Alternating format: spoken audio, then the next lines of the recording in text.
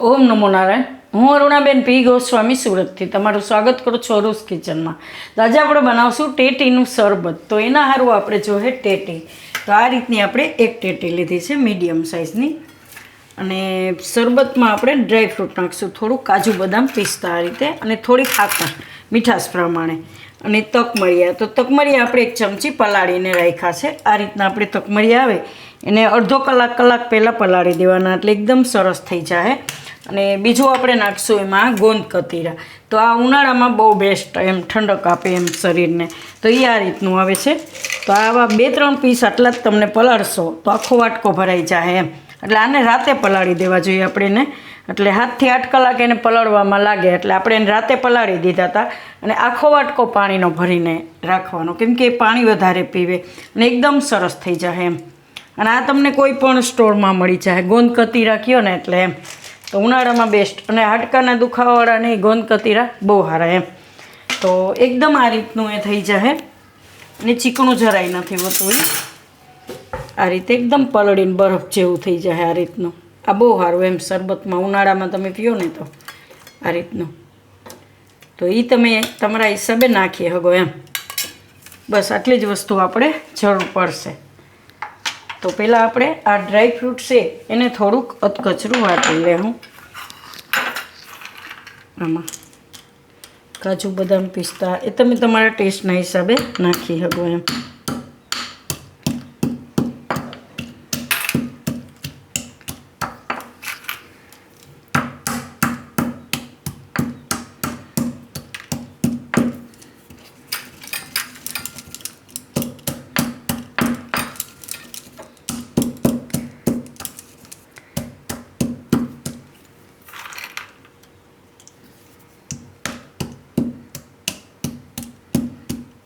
તો આપણે આ રીતે કરી લીધું બધું ડ્રાયફ્રૂટ. તેને કાઢી લે હું વાટકામાં પાછું.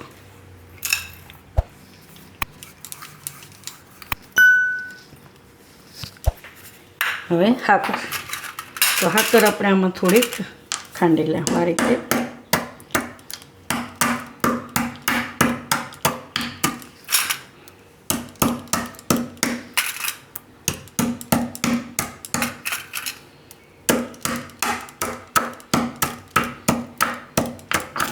તો આને તમે ટેસ્ટના હિસાબે નાખી શકો. ટેટી મીઠી હોય એટલે હાકર થોડીક એ પ્રમાણે ઓછી નાખવાની એમ. આ રીતે હવે આ ટેટી. તો આને આપણે સુધારી લેવું.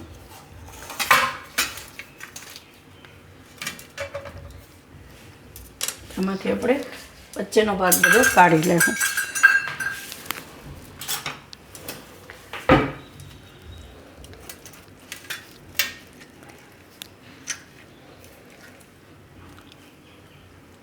અને આપણે મિક્સર જારમાં લઈ લઉં. આ રીતે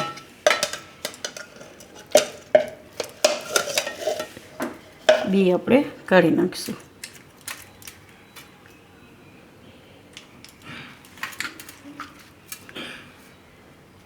અને ગાળીને લઈ લઉં પછી.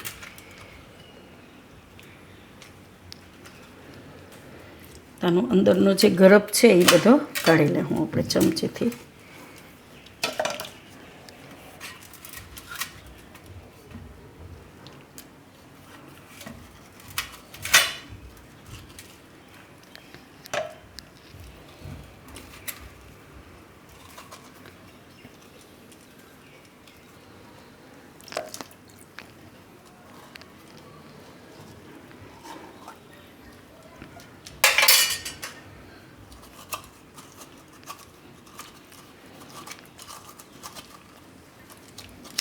તો બધું આપણે આમાંથી કાઢી લીધું સારી રીતે.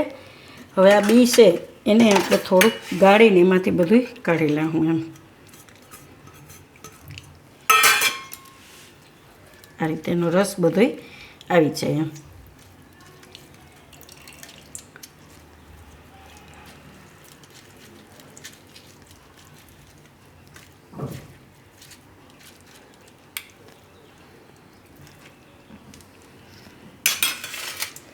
હવે આમાં આપણે નાખીશું સાકર.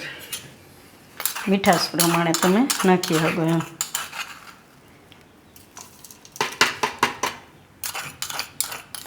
આપણે તકમરિયા મોરા હોય એટલે એ નાખીએ એટલે થોડી ખાકર નાખવી પડે એમ.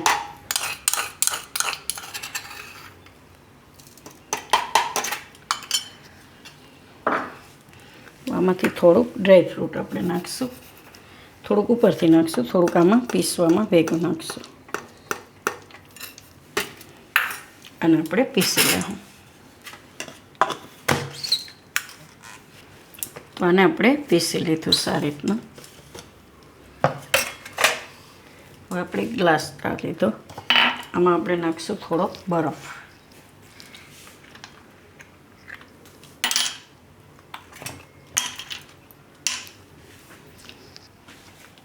થોડાક આપણે આ તકમરિયા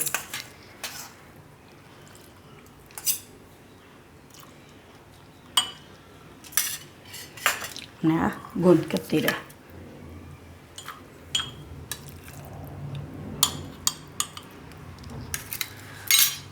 હવે એમાં આપણે આ શરબત નાખશું. એકદમ મસ્ત ઘાટું થઈ જાય.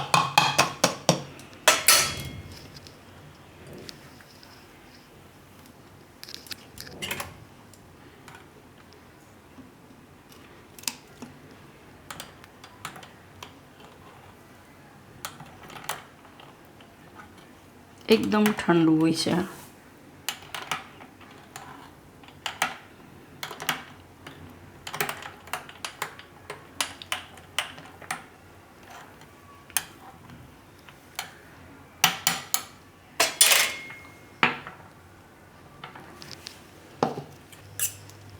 થોડાક ઉપરથી તકમરિયા નાખશું અને આમાં આપણે ભરી દઈશું. તો એમાં આપણે આ ગોંદ કતરી નાખીશું અને તકમરિયા આને આપણે નાખી દઈશું આમાં.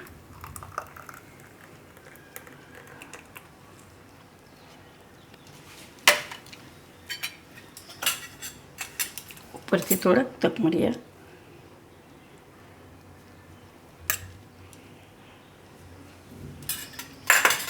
થોડુંક આપણે આ ડ્રાય ફ્રૂટ.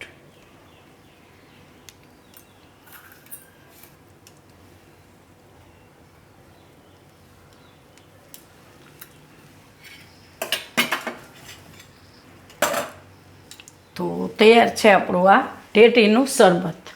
તો જો તમને મારી આ રેસીપી પસંદ આવી હોય તો એને લાઇક કરજો, શેર કરજો અને મારી ચેનલને સબસ્ક્રાઈબ કરજો અને બેલ આઇકન દબાવવાનું ના ભૂલતા. કમેન્ટ કરીને કહેજો કે તમને કેવું લાગ્યું આ ટેટીનું શરબત.